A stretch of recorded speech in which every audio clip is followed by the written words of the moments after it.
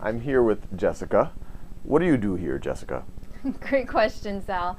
My title here is the Chief of Staff, but I like to think of it as a catch-all for any position that we haven't hired full-time for, I pick up. So it's a lot on the business strategy and operations side of the house and covers everything from, recruiting and prepping our documentation for our board meetings to going to Costco and picking up the toilet paper if we need it. When necessary. When necessary. So very high-level tasks to somewhat low-level, but sometimes has to get done. And how did you end up here? Where did you start your career? What did you think you were going to end up being? Yeah, so I am a native of California, so I went through the UC system, went to UC San Diego and started studying electrical engineering. And you went on some type of like super scholarship. I was a Jacobs Scholar while I was there. It is a full merit scholarship. Named for Irwin Jacobs. Yes, Dr. Irwin Jacobs and his wife Joan, very generous supporters of UC San Diego, and started the scholarship program in hopes of attracting talent on the caliber of the Ivy Leagues. He had been at MIT before that and had wanted to kind of create that culture. And this was like a full ride. It was a full ride. And how many students got this at UCSD every year? So I was the inaugural class, and we were a class of 10. A class of 10? Class of 10. Yes, probably not too easy to get. I figure I was just really, really lucky that my parents were very happy to. Right, a lot less. They could go buy a car or something. They were able to retire a little bit earlier. Yeah. And so you majored in electrical engineering, and so you thought you were going to be an electrical engineer? Or? I did. So I did all of my internships in electrical engineering, had worked at a number of defense companies, worked at Qualcomm, and then I ended up going to Stanford for a PhD in electrical engineering. And then my first quarter actually got sidetracked when a friend took me to a management consulting info session that was actually geared towards engineers. And I had no idea what this field was and never heard of it. Few people do. But they talked about, you can have all this impact, you get to work with amazing companies and learn a lot and travel the world while you're at it. And I just thought, what could be a better education while getting, paid a little bit at the same time? And staying at nice hotels and... Exactly. It's nice amazing dinners. how quickly you become obsessed with like travel points. And how long did you do that for? I did that for 3.5 years, following my master's. So I went directly from Stanford into McKinsey. So you were now in your like early 20s? Mid-20s. Mid-20s now. Mid-20s and what kind of work, how was McKinsey what you expected, or how was it different than you expected, and what kind of stuff did you end up doing? So I ended up focusing on consultancy jargon of operational and organizational transformation, which looks at the operational piece, goes into organizations, oftentimes it's technology organizations in my case, and looking at how people did things and thinking of ways they could do it more effectively or more efficiently. So worked with engineers, data centers, executives, and the like. On the organizational side, it was actually looking more at how company culture was and how you could make that thrive in an organization and think about development for people. Which sounds eerily similar to some of what you do here. Yes, very eerily similar. And then a third piece of what I did at McKinsey, I had this awesome stint in their internal learning group. So developing the training of how to make a consultant and looking at how to allow people to learn how to problem solve and become better with client relationships and interpersonal skills. So I really loved the learning piece of it. And then and while you were at McKinsey, that's where you first met Shantanu, who's our president. Yes, we worked on several projects together, and so. And despite that, you still wanted to work with him. Despite that, for some reason, rose-colored glasses, and I still remember really good memories out of it.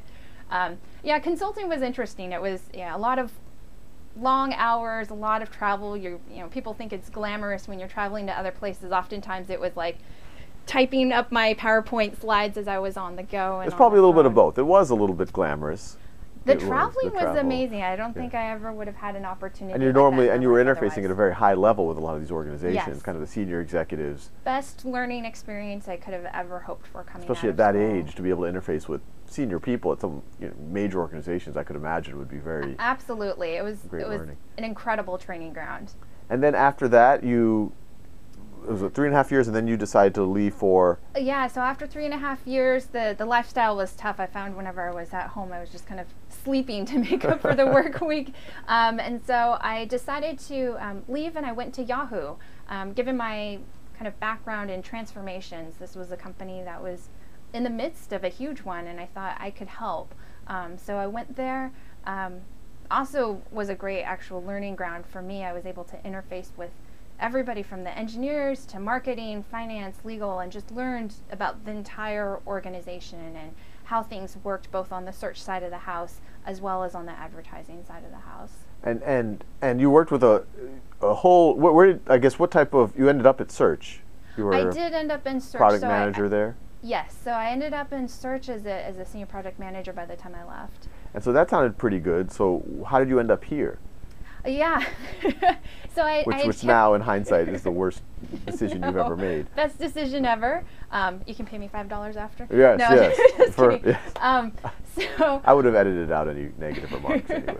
I had kept in touch with Shantanu, and so he had told me over time about how he was interfacing with this guy named Sal who was making these YouTube videos, and I just thought it was really cool. I checked out the site, seen that we had all these practice modules and some analytics behind it, and just thought what was happening here was awesome. So I offered up my free time and said, hey, I'd love to volunteer. Started doing that, and then right around the time of the TED Talk, things kind of got really crazy for you guys, and I had been helping to try to find actually a different role that you were thinking of hiring at the time, and then when kind of things got crazy, Shantanu said, hey, actually, you might actually be a great fit. I think we realized you were doing more in your free time than we would have expected from all of us. It's like, maybe Jessica's the right person for this. And then you've come, and I mean, it was 18 months ago, but it was like at an early stage. I mean, how many people were we then? Yeah, when I joined, I think I was employee number 6 right after Marcia. She was, really early on. And now we're at what? We're now, I believe we're in our early 30s. Early 30s. Early 30s. There are 32, 30, 31, 32 people, 31, and we have a bunch of interns right now. So awesome interns. we're like 5 times bigger than we were. It's incredible how much we've grown. Yeah, it is incredible. Wow. And what's your takeaway? I mean, what's the experience been like, and where do you think this is going to go? Yeah, so my experience has been phenomenal. I think beyond what I could have hoped. I don't believe you, I'm sure, but anyway, continue. But it's just been amazing. I think the people here are all just so thoughtful and so nice and just awesome. Like, everyone's brilliant, but just humble about it. And so I just feel incredibly lucky to be amongst this group of folks. I think as we've grown, we've been able to maintain the quirky, fun culture of, being proactive and thinking epic and, shipping beats perfection, some of our values. We've been really great at keeping that going. As we grow, it's interesting. I think, you once posed the question around where would we be like 500 years from now? What would that ideal picture be like? And I think it'd be awesome if Khan Academy still exists in 500 years, and that we're still completely free, and that that we have all the content that anybody could want to learn. And plug directly into their brain. Yes, by that point, hopefully it's just, plug in and you're done. But I think that would be amazing if we could leave something for future generations to be able to use and have a resource that, at this point in time seemed unthinkable that it would be free and that anybody could access that quality of education. You're inspiring me, Jessica. Oh, well, the feeling's mutual, Sal.